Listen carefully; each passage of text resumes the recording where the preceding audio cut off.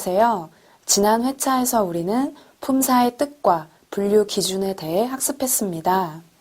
우리말에는 9개의 품사가 있었다고 했었죠.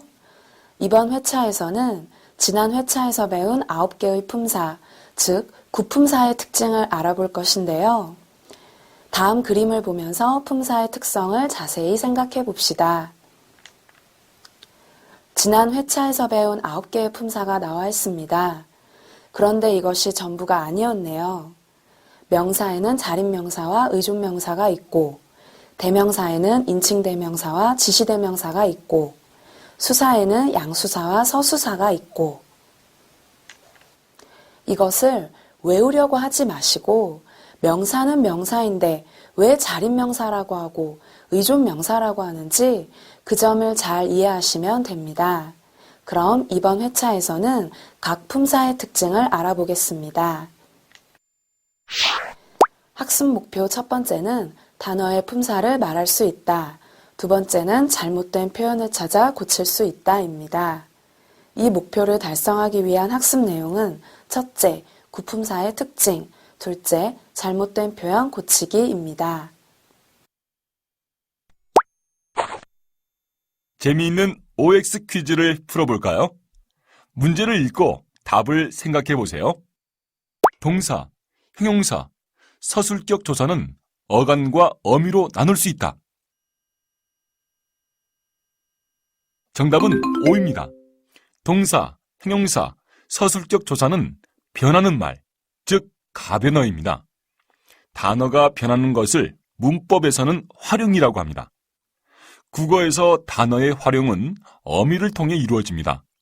변하지 않는 부분인 어간 뒤에 다양한 어미가 결합하여 활용하는 것입니다. 단어를 그 길이와 어원에 따라 분류한 것이 품사이다. 정답은 X입니다. 단어를 그 형태와 기능, 의미에 따라 분류한 것이 품사입니다. 50만 개가 넘는 단어를 일정한 기준으로 분류한 갈래를 품사라고 한다. 정답은 O입니다. 언어를 연구하는 학자들은 단어를 성질이 공통된 것끼리 모아 분류하는데 이렇게 분류해 놓은 단어의 각 갈래를 품사라고 합니다.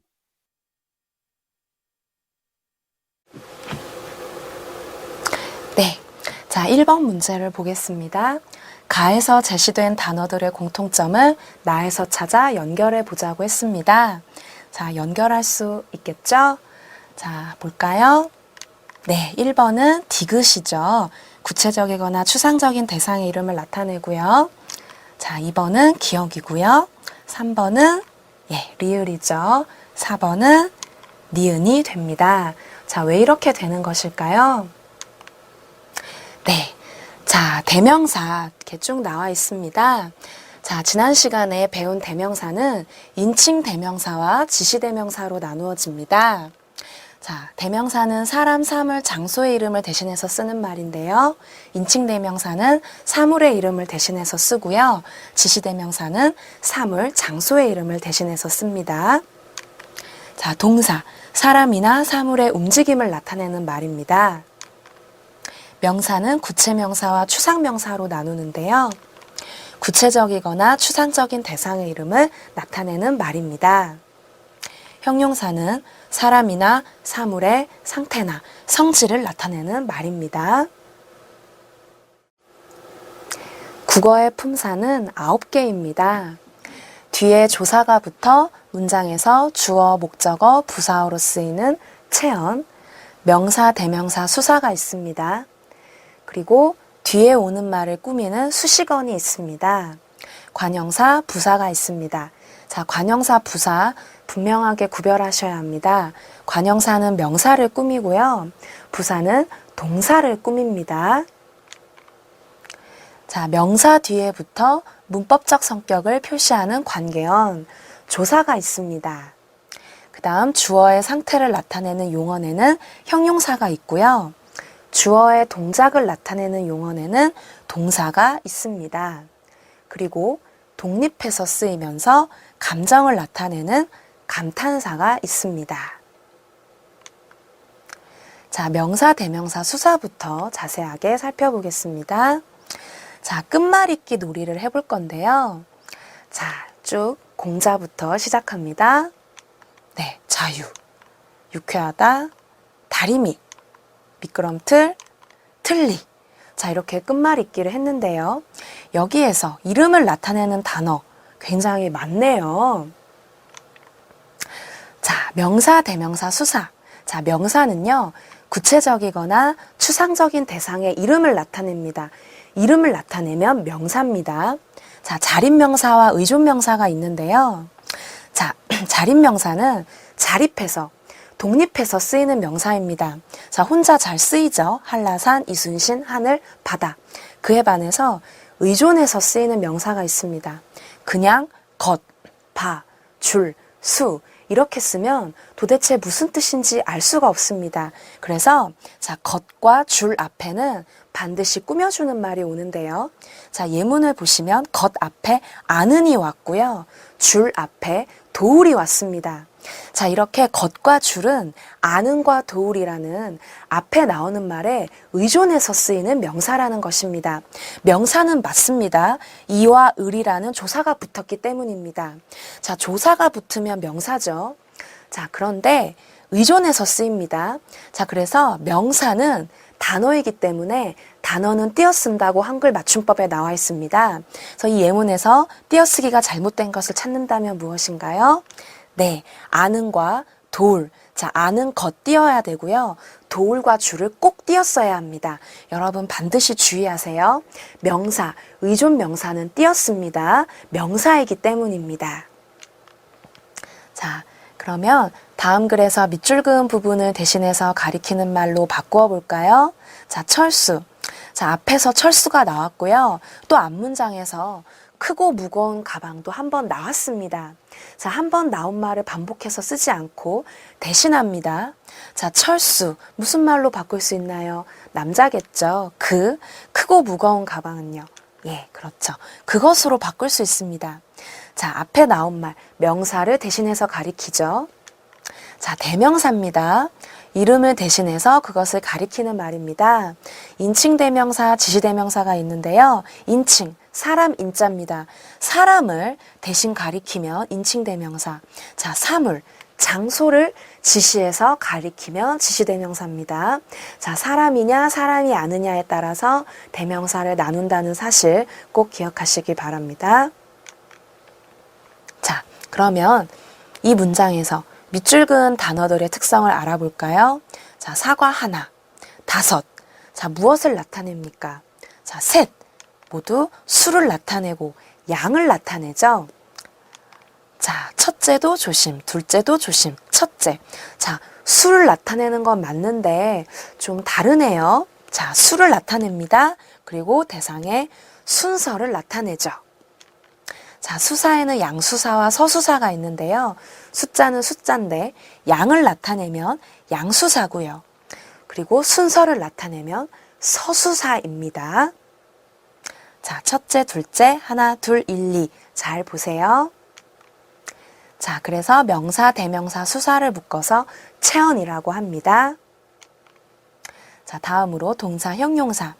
사물의 움직임, 사람의 움직임. 자, 움직임을 나타내는 말, 추다죠. 추다. 자, 춘다로 나와 있지만 기본형, 사전에 올라 있는 기본형은 무엇인가요? 추다죠. 자, 동사, 형용사 하고 있습니다. 철수가 밥을 먹는다. 자, 먹는다. 자, 먹는다를 사전에서 찾으면 안 나옵니다. 자, 활용한 형태까지 사전에 다 실으려면 자, 이 세상의 모든 종이를 다 가져와도 부족합니다. 자, 기본형이 무엇인가요? 먹다죠. 자, 비행기가 하늘 위를 날아간다. 날아간다. 기본형이 무엇인가요? 네, 그렇죠. 날아가다. 어른들은 조용한데 아이들이 떠든다. 자, 떠든다. 사전에서 찾으면 안 나옵니다. 기본형을 찾으셔야 합니다. 자, 떠든다 아니고 무엇인가요? 예, 떠들다. 이게 기본형이죠. 자, 동사는요. 사람이나 사물 따위의 움직임을 나타냅니다. 동사도 이렇게 나뉩니다. 지난 시간엔 그냥 동사 하나만 배웠는데요. 동사도 이렇게 나뉩니다. 자, 자동사와 타동사. 자, 어려운 말이 많이 나오는데요. 자, 스스로 자자입니다. 누군가를 필요로 하지 않습니다. 목적어를 필요로 하지 않는 동사가 스스로 자자를 써서 자동사라고 하는 것인데요. 솟다, 산이 솟다, 나는 일어나다. 자, 주어만으로 잘 쓰이죠. 그래서 자동사. 자, 타동사는 어떤가요? 나는 보다. 뭘요?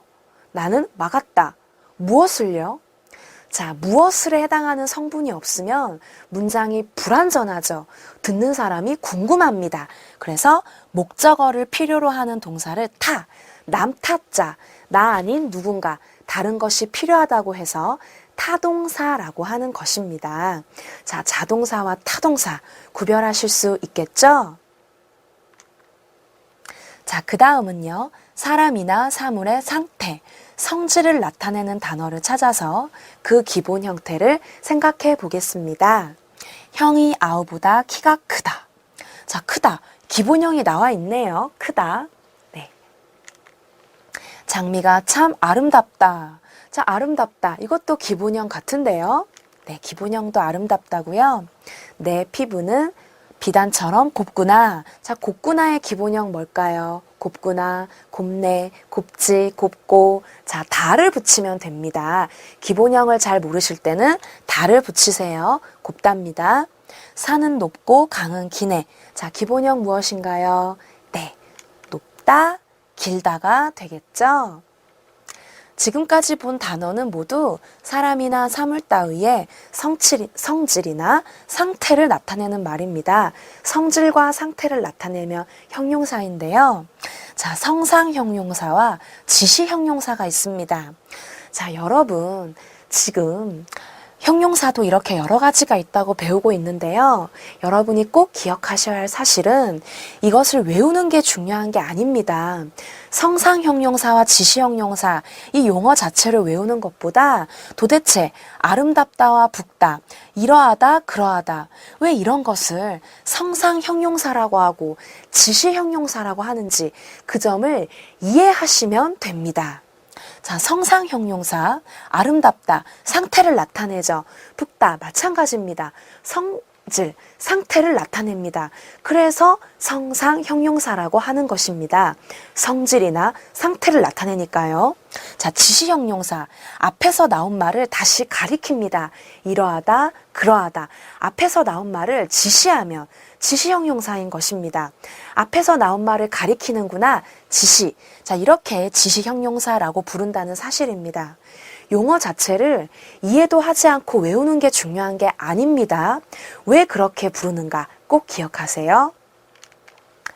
자, 그래서 동사 형용사를 묶어서 용언이라고 합니다. 자, 왜 용언이라고 하나요? 활용하기 때문입니다. 변하기 때문이에요. 변한다는 것을 문법적인 용어로 활용, 그 앞에서 화를 빼고 용언이라고 합니다. 자, 이제 세 번째 조사입니다. 다음 문장에서 독립적으로 의미를 가질 수 있는 단어에는 동그라미 표를, 그렇지 않은 것에는 X표를 해봅시다 라고 했네요. 자, 우리가 단어를 공부하면서 배웠는데요. 자, 여기에서 독립적으로 의미를 가질 수 있는 단어, 네, 이렇게 나오네요. 개, 사람, 물었다. 개, 사람, 물었다. 독립적으로 의미를 가지죠. 개라는 이 말 자체로도 의미를 가집니다. 그에 반해서 가와 을은 어떤가요? 가. 이때 가가 너 가. 그때 가 아니죠. 개 뒤에 붙어서 개가 문장의 주어임을 표시하는 기능을 하는 말입니다. 가. 을도 보십시오. 을. 자, 이 을도 사람 뒤에 붙어서 문장의 목적어임을 표시하죠. 자, 그래서 가와 을은 독립적으로 의미를 가지지 못하고요. 앞에 나오는 말, 가와 사람이 있을 때만 그 의미를 가질 수 있는 것입니다. 그래서 X 표시를 했네요. 자, 그리고요. 다음 문장에서 밑줄 그은 부분이 하는 구실에 대해서 생각해 봅시다. 자, 비슷해 보이지만 문장이 전혀 다릅니다. 개가 소를 물었다. 개를 소가 물었다. 자, 문장의 의미가 정반대입니다. 무엇 때문에 그렇게 되었나요? 네, 두 문장의 의미는 정반대입니다. 두 문장의 의미가 서로 다르다면 어디에서 이런 차이가 비롯된 걸까요? 가는 앞에 붙은 개가 문장의 주인공임을, 자, 이제 문법적인 용어로 주어라고 하는데요. 이제 배우게 됩니다. 자, 르는 그 앞에 붙은 개가 문장의 목적어임을 나타낸다. 대상을 표현하는 말입니다. 대상, 목적어. 그래서 개와 소 뒤에 붙는 말이 달라짐으로써 그 의미가 달라진 것입니다. 개나 소 뒤에 붙는 말은 무엇인가요? 조사죠. 조사는 체언이나 부사 따위에 붙어서 그 말과 다른 말과의 문법적 관계를 표시하거나 그 말의 뜻을 도와주는 말입니다. 그래서 도울 조자를 씁니다. 자, 조사도 여러 종류가 있는데요. 자, 절대로 외우려고 하지 마십시오. 이해하십시오. 격조사. 자, 이 격이라는 게 좀 어려운 문법 용어인데요.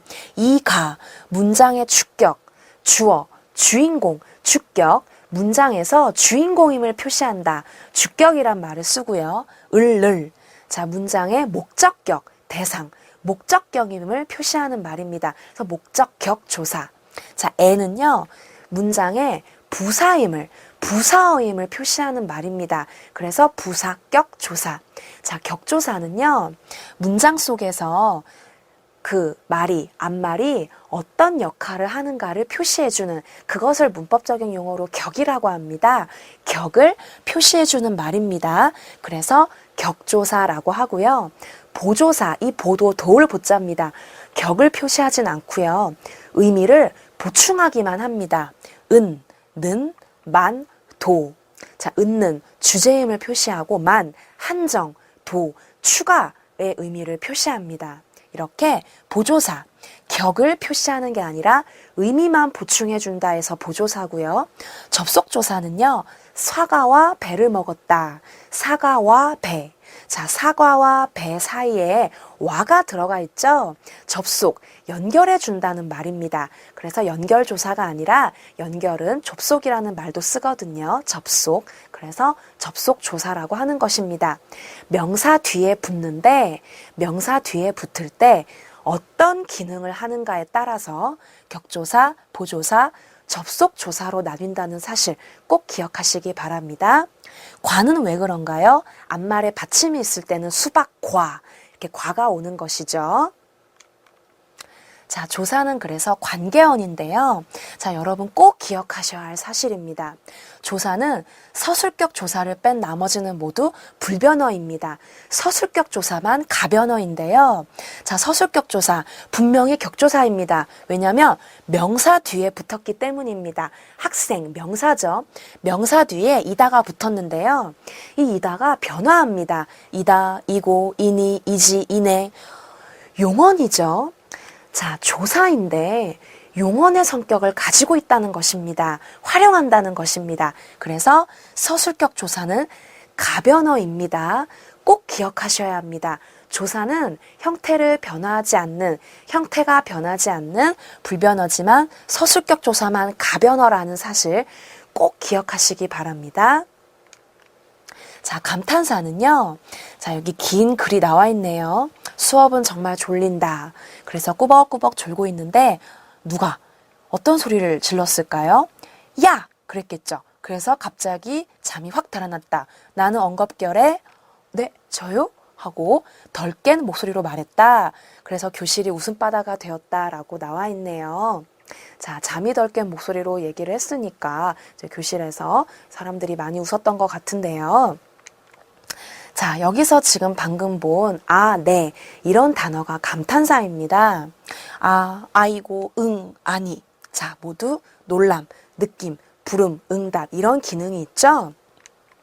자, 그래서 감탄사는 문장 속에서 혼자 독립해서 쓰여서 독립어이라고 합니다. 자, 마지막으로 관형사 부사인데요. 밑줄에 들어갈 말을 보기에서 골라봅시다. 너 오늘 아주 멋지다. 가방, 새. 저 가방이 마음에 꼭 든다. 그리고 한 사람이 오지 않았다. 자, 모두 꾸며주는 말이죠. 뒤에 나오는 말을 꾸며주고 있는데요. 자, 체언, 명사, 대명사, 수사를 꾸며주는 말은 한, 그리고 세가 있죠. 그리고 보기에 제시한 단어 중에서 용언을 꾸미는 말은 무엇인가요? 네, 꼭이죠. 동사, 형용사를 꾸밉니다. 자, 관형사는요, 체언 앞에 놓여서 그 체언을 꾸며주는 말입니다. 지시관형사, 성상관형사, 수관형사가 있는데요. 지시, 앞에 나온 거, 이 사람, 사람은 사람인데 이 사람, 앞에 나오는 대상을 꾸며줍니다. 이 사람, 사람. 자, 지시하죠. 이 사람, 가리키고 뒤에 나오는 말 꾸며줍니다. 명사, 지시관형사, 성상, 성질이나 상태를 나타냅니다. 새 사람, 새 책. 자, 상태를 나타내죠. 수관형사, 한, 두, 세. 한 사람, 두 사람. 자, 여러분, 수사와 수관형사를 절대로 헷갈리면 안 됩니다. 수사는요, 하나를 조사가 붙을 수 있습니다. 그런데요, 관형사는요, 한 사람, 뒤에 명사가 옵니다. 기능이 이렇게 다릅니다. 그 다음에 부사, 용언, 동사, 형용사 앞에 놓여서 용언을 꾸며줍니다. 성분 부사는요, 자, 그 바로 뒤에 나오는 명사가 아니고 그 바로 뒤에 나오는 동사, 형용사와 같은 용언을 꾸며줍니다. 명사를 꾸미면 관형사라고 했는데 용언, 동사, 형용사를 꾸미면 부사라고 합니다. 그다음 문장 부사는요, 그 뒤에 나오는 문장을 꾸며줍니다. 다행히 내가 오늘 일찍 왔다. 자, 그 뒤에 나오는 내가 오늘 일찍 왔다. 문장을 꾸며주죠. 그래서 관형사 부사를 합쳐서 수식언이라고 합니다. 꾸며주는 말이라는 뜻입니다. 지금까지 배운 품사 정보는 잘못된 문장을 고쳤을 때나 띄어쓰기 여부를 판단할 때 도움을 줍니다. 늘 행복하세요. 늘 건강하세요. 일상생활에서 많이 쓰는 말인데요. 형용사는 명령형으로 활용하지 않습니다. 이렇게 바꿔야 맞는 말이 되는데요. 자, 공부하다는 동사죠. 너 지금부터 공부해라. 자, 자연스럽습니다. 잘생기다는 형용사입니다. 너 지금부터 잘생겨라. 자, 이런 말은 있을 수가 없죠. 자, 형용사는 명령형으로 활용하지 않는데 행복하다, 건강하다도 형용사입니다. 그런데 행복하다, 건강하다만 행복하세요, 건강하세요, 행복해라, 건강해라 이렇게 쓰면 안 된다는 것입니다. 일상생활에서 많이 쓰는 말인데요. 다른 형용사가 명령형이 안 되기 때문에 행복하다, 건강하다 같은 형용사도 명령형으로 쓰이지 않는다는 사실을 기억하시기 바랍니다. 자, 그 다음은 띄어쓰기인데요. 너만큼 나도 바다를 좋아한다. 여기에서 만큼은 너라는 명사 뒤에 왔습니다. 너는 이제 대명사인데요. 자, 대명사를 이제 묶어서 명사라고도 하거든요. 자, 명사, 대명사, 수사를 묶어서 체언인데, 자, 체언 뒤에 오는 말 조사죠. 자, 체언 뒤에 만큼이 왔기 때문에 조사고요. 조사는 명사에 붙였습니다. 한글 맞춤법 총칙에 나와 있습니다. 조사는 앞말에 붙였습니다. 그럼 띄어쓰기를 바꿔볼까요? 이렇게 써야 맞는 것입니다. 조사는 단어이지만 띄어쓰지 않고 붙여 쓴다는 사실 꼭 기억하세요. 자, 그러면 문제를 풀어볼까요? 그는 자기밖에 모른다 해서 밖에는 붙여 써야 하나요? 띄어 써야 하나요? 붙여 써야 해요. 이렇게 답이 나왔네요. 자, 왜 붙여 쓰는 걸까요? 앞에서 배웠죠? 단어는 띄어 써야 하니까 자기, 박, 에 모두 띄어 써야 하는 것 같은데요. 자, 단어, 자, 박, 에, 자, 모두 단어죠. 조사도 단어라고 했습니다. 그럼 자기, 박, 에, 자, 단어를 띄어 쓴다면 이렇게 띄어 써야 하죠. 예외가 있습니다. 조사는 앞말에 붙여 쓴다는 것입니다. 창 밖에 배가 보인다. 창 밖에 비가 내린다. 자, 여기서는 창과 밖에를 띄어 써야 합니다. 왜냐하면 이 밖은 아웃, 밖은 안과 밖 할 때 명사기 때문이죠. 그런데 자기 밖에에서는 밖에가 안과 밖이라는 의미가 전혀 없습니다. 안과 밖이라는 의미가 전혀 없이 이 전체가 조사기 때문에 자, 붙여 써야 하는 것입니다. 자, 단어는 원래 띄어 쓰지만 조사는 붙여 쓴다는 사실 꼭 기억하시기 바랍니다. 그 다음에 창밖에와 자기밖에에서 밖에의 차이점을 품사의 측면에서 생각해 봅시다. 창밖에의 밖에는요, 명사 밖에 조사 에가 결합한 형식이고요. 자기밖에의 밖에는 그 자체가 조사입니다. 밖에가 조사로 쓰일 때는 그럼 어떤 의미일까요? 여러분 조사도 국어사전에 다 나옵니다. 밖에는 이런 의미가 있습니다. 그것 말고는, 그것 이외에는 이런 뜻이 있습니다. 배운 내용을 정리해 봅시다. 먼저 품사의 특징입니다. 명사는 사람이나 사물, 장소 등의 이름을 나타내는 말이고, 대명사는 사람이나 사물, 장소 등의 이름을 대신하여 그것을 가리키는 말이며, 수사는 주로 사물의 수량이나 순서를 나타내는 말이며, 동사는 사람이나 사물 따위의 움직임을 나타내는 말이고, 형용사는 사람이나 사물 따위의 성질이나 상태를 나타내는 말입니다. 조사는 체언이나 부사 따위에부터 그 말과 다른 말과의 문법적 관계를 표시하거나 그 말의 뜻을 도와주는 말이며, 감탄사는 말하는 이의 놀람이나 느낌, 부름, 응답 따위를 나타내는 말이며, 관형사는 체언 앞에 놓여 그 체언을 자세하게 꾸며주는 말이며, 부사는 주로 용언 앞에 놓여 용언을 자세하게 꾸며주는 말입니다. 이러한 품사에 대한 지식을 바탕으로 잘못된 표현을 고칠 수 있습니다. 만큼은 조사이기도 하고 의존명사이기도 합니다.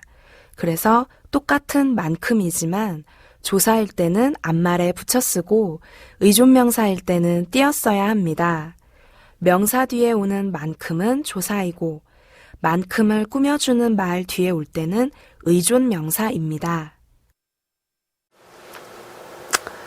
자신의 경험을 바탕으로 품사 분류를 어떻게 활용할 수 있을까요? 표준국어 대사전에서 문열이라는 단어를 검색하면 명사라고 나옵니다. 이것을 보고 이 단어는 문장 속에서 주어, 목적어, 부사어로 쓰이겠구나. 그리고 이 단어 뒤에는 조사가 결합하겠구나. 자, 이렇게 짐작을 할 수 있습니다. 그 다음에 의미, 첫 번째 의미, 두 번째 의미 이런 의미가 있구나 파악한 다음에 이 단어가 어디에서 왔는가 궁금하죠? 자, 이렇게 이런 단어, 문, 열, 이 이런 단어에서 왔다, 이런 말에서 왔다, 어원이죠. 단어의 근원. 자, 어원 정보까지 확인할 수 있습니다. 사전에서 만큼, 대로를 찾아 붙였어야 하는 경우와 띄었어야 하는 경우에 품사가 어떻게 다를까요? 자, 만큼. 자, 지금 띄어써져 있죠. 노력한 만큼 대가를 얻다. 이때는 의존명사입니다. 의존명사는 반드시 띄었어야 합니다. 그런데 자, 집을 대궐만큼 할 때는 어떤가요? 대궐이 명사죠. 명사 뒤에 올 때는 조사니까 붙였어야 한다는 것입니다. 의존명사는 의존적인 성격이 있지만 명사니까 꼭 띄어쓰고 조사는 붙여 쓴다는 사실 기억하세요. 대로는 어떤가요? 대로도 혼자 못 쓰이죠. 대로 간다. 자, 말도 안 되죠. 대로 간다. 어떤 대로? 어떻게? 자, 궁금하죠? 본 대로, 느낀 대로. 자, 대로 앞에는 이렇게 꾸며주는 말이 있습니다. 꾸며주는 말과 대로를 띄었어야 한다는 것입니다. 대로는 명사니까요. 의존적인 성격이 있어도 띄어 쓴다. 그 다음에 조사. 앞에 오는 말에 근거하거나 달라짐이 없음을 나타내는 보조사라고 했는데요. 자, 중요한 것은 띄어쓰기죠. 지금 뜻보다 중요한 게 띄어쓰기입니다. 조사는 자, 명사 뒤에 오죠. 법대로 자, 붙여 쓰는 거 확인되시죠? 본대로, 느낀 대로 띄어 쓴다. 법대로 붙여 쓴다. 자, 이 두 가지 사실 꼭 기억하시기 바랍니다. 조사는 붙여 쓰고 의존명사는 띄어 쓴다는 사실입니다. 네, 보기의 내용을 뒷받침할 수 있는 사례로 적절하지 않은 것은 수능 기출 문제입니다. 보기. 자, 나는 엄청난 잘못을 저질렀다에서의 잘못과 나는 음식을 잘못 먹어서 배가 아프다의 잘못은 단어의 형태는 같으나 단어가 수행하는 기능은 다르다. 기능이 다르면 품사가 다르겠네요.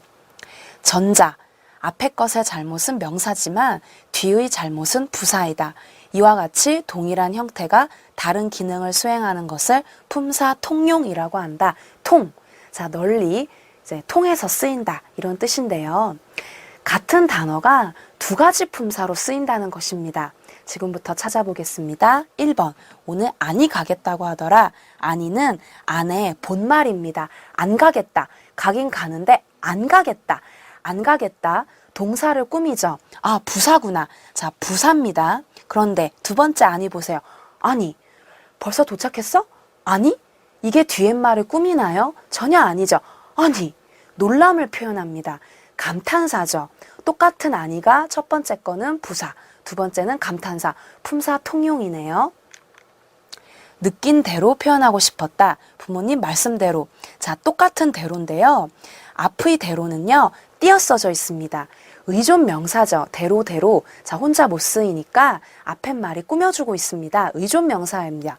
근데 두 번째 대로는요, 말씀대로. 자, 명사 뒤에 대로가 왔습니다. 그러면 대로 조사네요. 자, 똑같은 대로가 의존 명사, 조사. 다르게 쓰입니다. 품사 통용 맞습니다.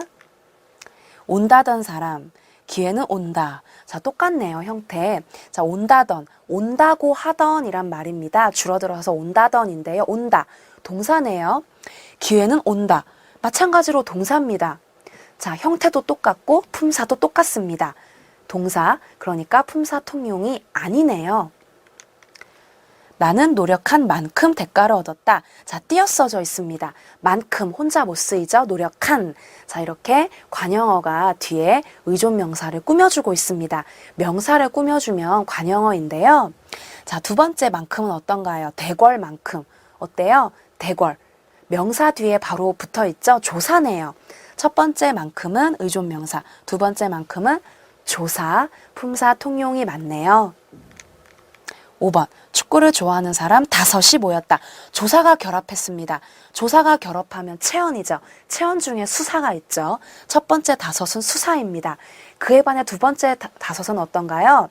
5 사람. 사람은 사람인데 5. 자, 사람을 꾸며주죠. 뒤에 나오는 명사를 꾸며주면 뭔가요? 관형사죠. 똑같은 5이 수사, 관형사. 다릅니다. 품사 통용이 맞네요. 형태도 똑같고 품사도 똑같은 것은 그래서 몇 번? 네, 3번이 되는 것입니다.